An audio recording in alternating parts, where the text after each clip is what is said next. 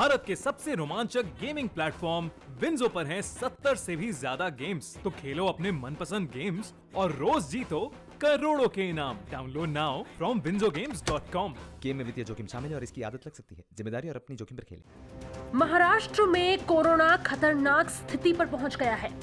रोज नए रिकॉर्ड टूट रहे हैं। कोरोना पर काबू पाने के लिए महाराष्ट्र सरकार ने सर्वदलीय बैठक बुलाई, जिसमें अलग अलग दलों के नेताओं ने अपनी राय रखी। मीटिंग में सीएम उद्धव ठाकरे ने साफ कहा कि अब लॉकडाउन के अलावा कोई विकल्प नहीं है।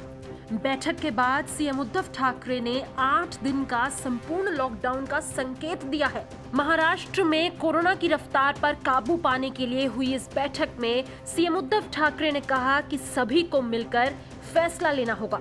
सीएम ने कहा, अगर लॉकडाउन लगा तो महीने भर में कोरोना काबू में हो जाएगा। 15 से 20 अप्रैल के बीच स्थिति बहुत खराब हो सकती है। लॉकडाउन के अलावा कोई दूसरा विकल्प नहीं है। कोरोना की चेन तोड़ना जरूरी है। टीका लगाने के बाद भी लोग संक्रमित हो रहे हैं। 1 सप्ताह बाद कुछ रियायतें दी जाएंगी। उन्होंने कहा कि लोगों को कुछ दिक्कतें जरूर आएंगी।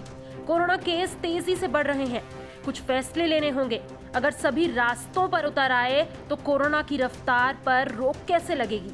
महाराष्ट्र के स्वास्थ्य मंत्री राजेश टोपे ने कहा कि फिलहाल 50,000 रेमडेसिविर इंजेक्शन की जरूरत है।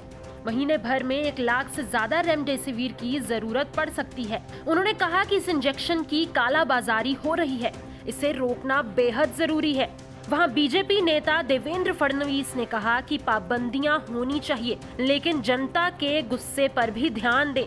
हेल्थ इंफ्रास्ट्रक्चर खड़ा किया जाए, बेड्स मुहैया कराए जाएं।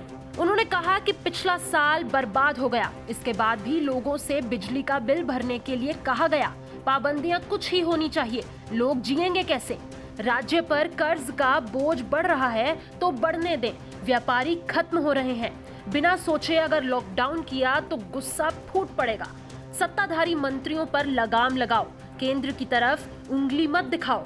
महाराष्ट्र विधानसभा के स्पीकर रहे नाना पटोले ने कहा कि लोगों की जान बचाना जरूरी है। मिनिस्टर बाला साहेब थोरात ने कहा कि मौतों को रोकने के लिए फैसला ले।